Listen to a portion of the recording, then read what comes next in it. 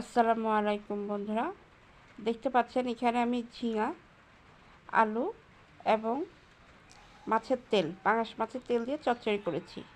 এটা খেতে কিন্তু খুবই ভালো। চলুন রেসিপিটা দেখে নিই।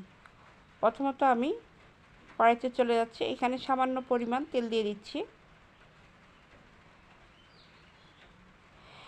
যেহেতু পাঙাশের তেলটা বের হবে, সেক্ষেত্রে এখানে তেলটা কম দেওয়াই ভালো। এখানে দিয়ে দিচ্ছি পেঁয়াজ কুচি। এটাকে ভালো করে নেড়ে চেড়ে নিতে হবে।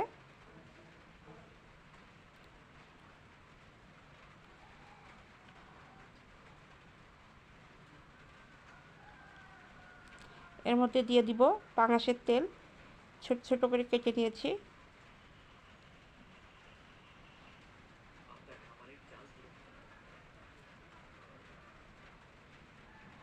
এটাকে ভালো করে নেড়ে নিতে হবে। দেখতে পাচ্ছেন এটা বেশ ভালোভাবে ভাজা হয়ে গিয়েছে। এখন এর মধ্যে আমি বাটা মশলা দিয়ে দিব।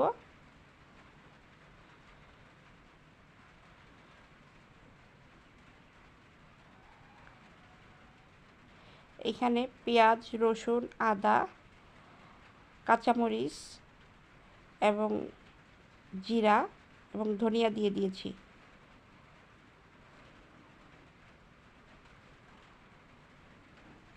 এটা বেশ ভালোভাবে ভাজা হয়ে গিয়েছে। এখানে এখন পানি দিয়ে দিব যাতে মশলাটা পুড়ে না যায়। এখন গুঁড়া মশলা ব্যবহার করব। 1.5 চামচ লবণ দিয়ে দিব।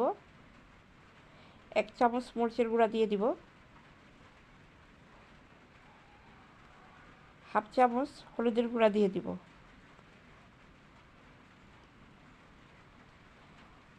এটাকে এখন ভালো করে নেড়ে চেড়ে দিতে হবে।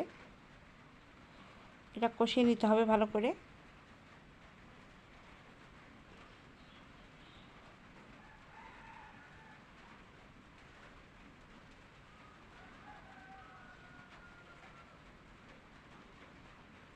দেখতে পাচ্ছেন পানিটা শুকিয়ে গিয়েছে। এখন এখানে ঝিঙা এবং আলু ছোট ছোট করে কেটে রেখেছি, চিকন চিকন লম্বালম্বি করে। দেখতে পাচ্ছেন মশলায় কিন্তু তেল ছেড়ে দিয়েছে। এর মধ্যে এখন তরকারিটা দিয়ে দিচ্ছি। এটাকে অল্প জালে রেখে বারবার নেড়ে চেড়ে দিতে হবে।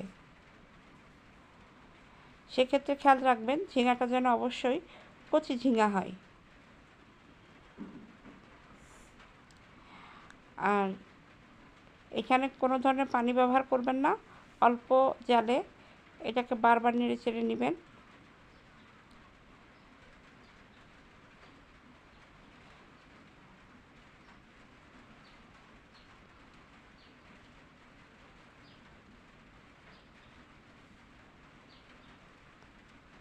দেখতে পাচ্ছেন বন্ধুরা অনেক পানি ছেড়ে দিয়েছে।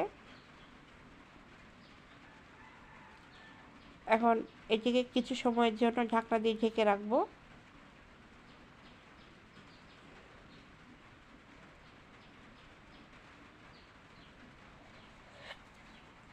কিছু সময় পরে ঢাকনা তুলে নিচ্ছি। রান্নাটা দেখতে পাচ্ছেন বেশ হয়ে গিয়েছে। এই রান্না কিন্তু খেতে খুবই ভালো লাগে। অবশ্যই ট্রাই করবেন। যদি রান্নাটা ভালো লেগে থাকে অবশ্যই লাইক, কমেন্ট, শেয়ার করবেন এবং আমার চ্যানেলটা সাবস্ক্রাইব করে দেবেন। আসসালামু আলাইকুম।